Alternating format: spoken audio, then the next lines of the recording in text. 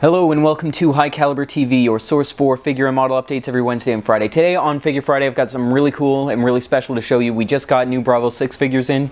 So we got a total of, I believe, 5 different kits. There's the second 2 MACV-SOG troops that we got. So Bravo6, they tend to do things in a really cool way. They group figures together with like a theme. And there are a total of 6 MACV Special Operations Group figures. We've had the first 2 for quite a while, but now we've got the second 2 pairs. So they're all in stock now. And I wanted to briefly talk about what you get with these figures and why they're special. So the Special Operations Group was, well,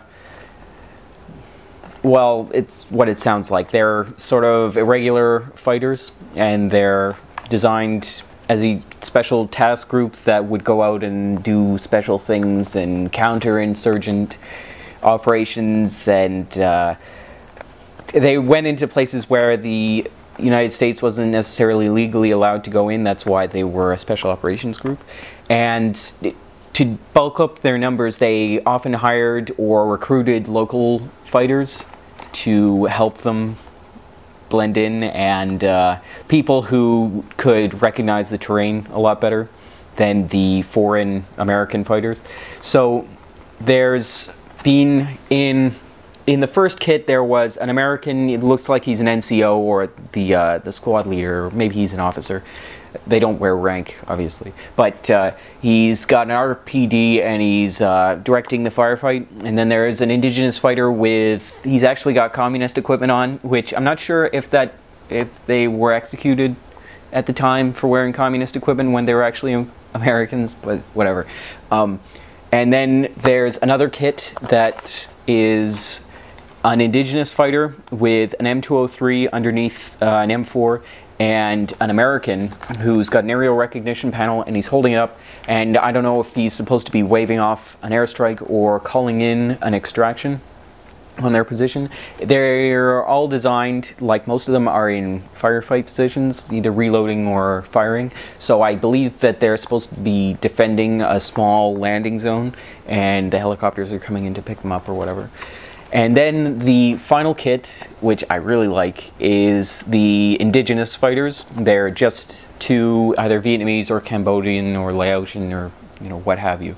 And this one is really, really cool. I'm going to show you some of the bits from it that I thought are noteworthy after the video, so stick around for that. But mainly it's the carbine that the fella who's standing and firing has. The chamber is open on it, which, I don't know if you know anything about carbines, but especially the M4 type, there's a cover that sits closed until you start shooting, and when you start shooting it opens, and there's a spring that holds it down and clips it in place on the upper receiver, and then the chamber can open and close and eject the shells.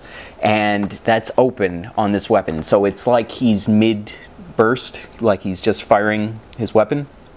And his mate in the kit has he's broken the breech on his M79, and he's drawing a fresh round from his waist, like his webbing and stuff like that. But the breech, where it breaks, and you can look into the barrel, like it's hollow for a ways anyway. They obviously can't make a resin hollow barrel for the whole thing, but there is a portion of it that's hollow, and then the front of the barrel is also hollow. So that's nuts. That's like amazing detail that they put into the weapons on these figures. There's a whole lot of other details on the figures themselves. The webbing is obviously special because they incorporated a lot of communist equipment, and while most of the weapons are American, they're NATO standard ammunition, there are some who carry communist weapons just to blend in, and so that the sound, if the communist forces heard the sound of the shooting, they wouldn't necessarily know who it was, and it'd be a bit confusing.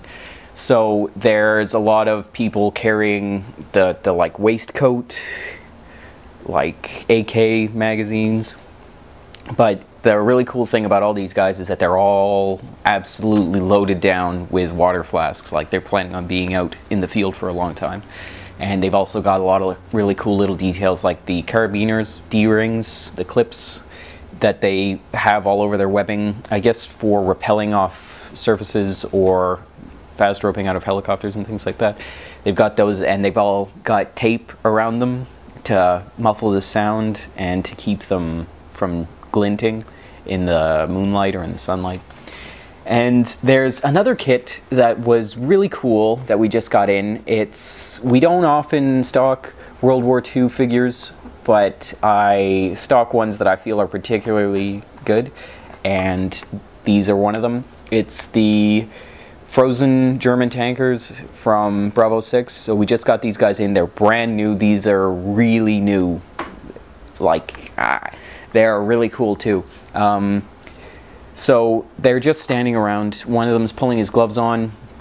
The other guy's just standing there, and they've got cold weather equipment underneath their tanker uniforms, like they're maybe just getting into the field, and the winter's coming in Russia, and so they've got to improvise with some of their like sweaters from home that someone sent them, and they're wearing them under their uniforms, and they're just getting their extra cold weather gear. So I really like that. It's a simple kit. They're in gray, but it's perfect for any Eastern Front vehicle or vignette or diorama that you're planning. So those are just a few of them. I'm also going to be showing off the U.S. Mechanized Infantry in a firefight that we've got next week. It's two really, really cool figure kits, so be sure to stick around for them. For these figures and many, many more, be sure to check us out at highcaliberminiatures.com. I'll put the link in the description as always. We are an online shop, and I've been asked this a couple of times recently, so I want to clear it up. We do ship worldwide. It's a flat rate of $10 Canadian for all shipping, and then for orders of $100 or more, you get the shipping for free.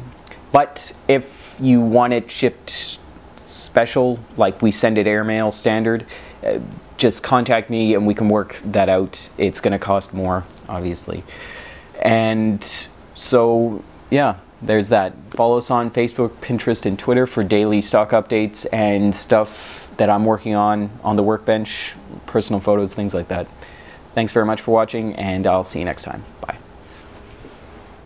So here are the two pieces I want to show off briefly.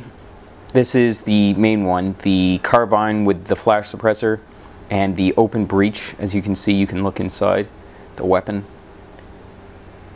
The mud flap is down, so he's just firing off his weapon. And carrying handle's really thin, which I love. He could have gone the old Dragon style of carrying handle on an M16 variant and just beefed it up and made it look really ugly, but these are really thin and really true to scale, which I love. So yeah. This is the M79. As you can see, the breech has been opened, and right there you can actually see how it's being hollowed out for a portion of it, which will make for a really, really great paint job. Sight post, and there's the barrel, which is open as well. So as you can see, really fantastic weapons from this kit, and all of the kits include some spare weapons for personal defense, things like foregrips on the carbines and things like that, because they're the special operations group. They got some really cool stuff. So yeah, thanks very much for watching.